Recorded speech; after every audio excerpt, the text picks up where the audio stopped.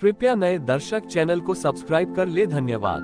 बहुत समय पहले की बात है, दक्षिण के एक छोटे से गांव में ईश्वर नाम का एक कुम्हार रहता था। ईश्वर जन्म से ही बोल नहीं सकता था, लेकिन उसका हृदय महादेव की भक्ति से लबालब भरा था। वह मिट्टी के बर्तन बनाता, लेकिन हर बर्तन को चाक पर चढ़ाने से पहले वह मिट्टी से एक छोटा सा त्रिशूल बनाता और उसे चूमकर एक तरफ रख देता। गांव के लोग उसे मौन भक्त कहते थे। एक बार उस राज्य में भीषण अकाल पड़ा।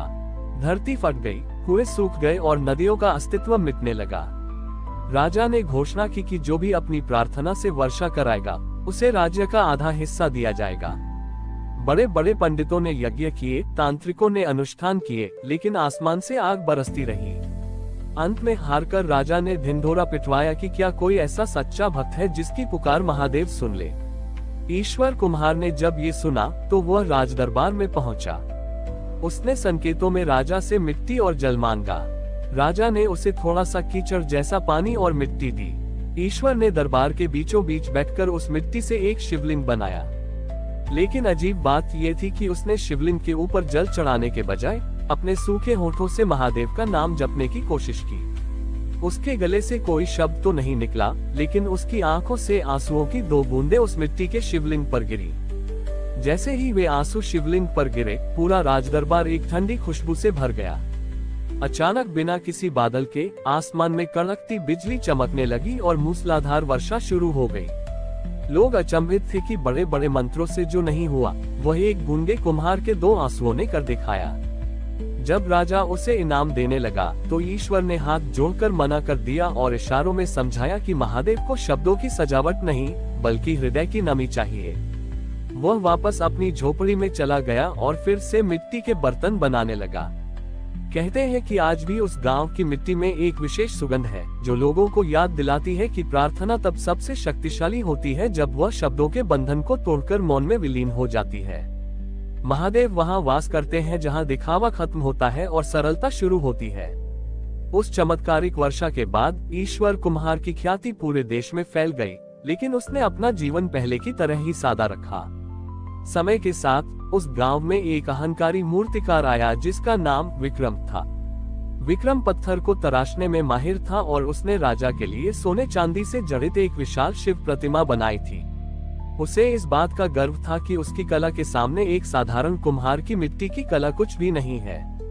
विक्रम ने ईश्वर को चुनौती दी कि वे दोनों एक प्रतियोगिता करेंगे और जिसकी मूर्ति में महादेव साक्षात प्रकट होंगे, वही सर्वश्रेष्ठ भक्त माना जाएगा। प्रतियोगिता का दिन आया।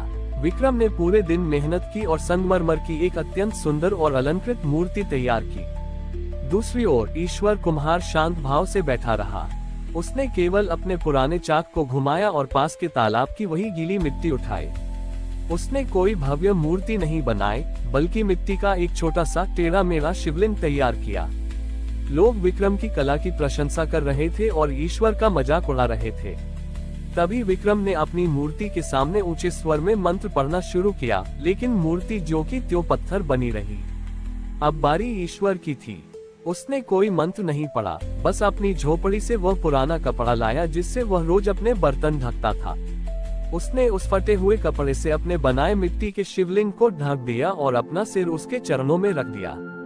अचानक उस फटे हुए कपड़े के भीतर से एक ऐसी रोशनी निकली कि वहां मौजूद लोगों की आंखें चुन दिया गईं। जब प्रकाश शांत हुआ और कपड़ा हटाया गया, तो वहां न तो मिट्टी का शिवलिंग था और न ही कोई पत्थर। वहां केवल एक असली बेल का वृक्ष खड़ा था, जिसकी जड़ें पाताल तक जा रही थी और जिसकी टहनियों से चंदन की सुगंध आ रही थी।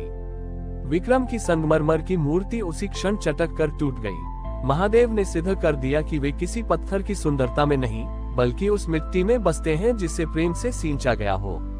विक्रम का अहंकार चूर चूर हो गया और उसने अपनी छेनी हथौड़ी त्याग कर ईश्वर कुम्हार के साथ मिट्टी छानना शुरू कर दिया। वह बेल का वृक्ष आज भी वहां खड़ा है और कहा जाता है कि उसकी पत्तियों पर प्राकृतिक रूप से ओम अंकित रहता है। ईश्वर कुम्हार ने दुनिया को सिखाया कि जब भक्त पूरी तरह मौन और समर्पित हो जाता है, तब जड़ वस्तु भी चेतन हो उठती है और महादेव स्वयं उस भक्ति का प्रमाण बन जाते हैं।